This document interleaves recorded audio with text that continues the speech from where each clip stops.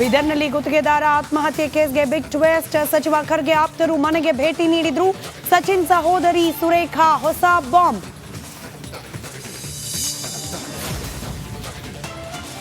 ಜನಾಕ್ರೋಶದ ಮಧ್ಯೆ ತುಟ್ಟಿಯಾಯಿತು ಬಸ್ ಪ್ರಯಾಣ ದರ.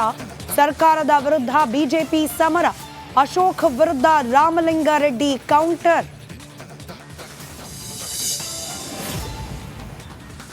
ಮತ್ತೆ ಮುನ್ನೆಲೆಗೆ ಬಂದ ಕಮಿಷನ್ ಪಾಲಿಟಿಕ್ಸ್. ಕಾಂಗ್ರೆಸ್ನಲ್ಲಿ ಲಂಚ 60% ತಲುಪಿದೆ. ಕಾಂಗ್ರೆಸ್ ವಿರುದ್ಧ ದಳಪತಿ ಬಾಂಬ್.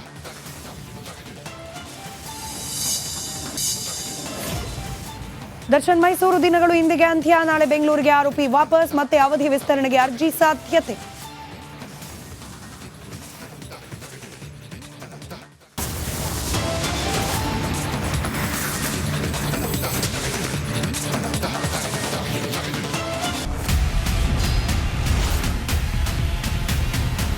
ಪರಿಷತ್ ಕಲಾಪದಲ್ಲಿ ಪ್ರತಿಧ್ವನಿಸಿದೆ ಕಣ್ಣೀರ ಖಾನಾಪುರ. ರಿಪಬ್ಲಿಕ್ ಕನ್ನಡ ಸುದ್ದಿವಾಹಿನಿ ತಂಡ ಕಣ್ಣೀರ ಖಾನಾಪುರ ಅಭಿಯಾನದ ಮೂಲಕ ಒಂದು ಗ್ರೌಂಡ್ ರಿಪೋರ್ಟ್ ಮಾಡಿ ಕಾಡಂಚಿನ ಜನರ ಬದುಕು ಬವಣೆಯನ್ನು ತೆರೆದಿಟ್ಟಿದೆ. ಒಂದ್ಸಲಿ ವೋಟಿಂಗ್ ತಗೊಂಡ್ರೆ ಕೆಲಸ ಮುಗಿದ್ರಿ ಸರ್. ಹೆಣ್ಮಕ್ಳು ರಾತ್ರಿ ಹೊರಗಡೆ ಹೋಗೋದಕ್ಕೆ ಭಯ ಪಡ್ತಾರೆ.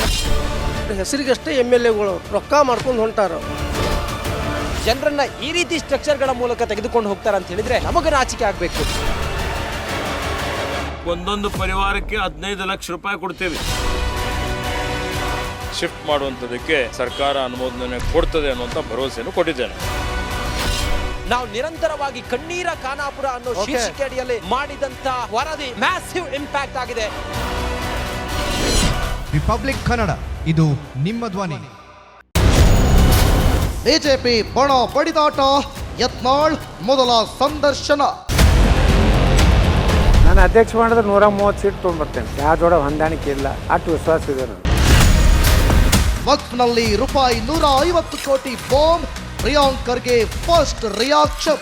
150 ಕೋಟಿ ಅಂಬಿಷನ್ ಕೊಟ್ಟಿದ್ದು ನಾನು ತಗೊಳ್ಳೋದು ಇದ್ದವನು. BYV ವಿರುದ್ಧ ಕಾಂಗ್ರೆಸ್ ಬಾಣ. ರಿಪಬ್ಲಿಕ್ ಕನ್ನಡದ ಸುದ್ದಿ ಸಂಚಲನ.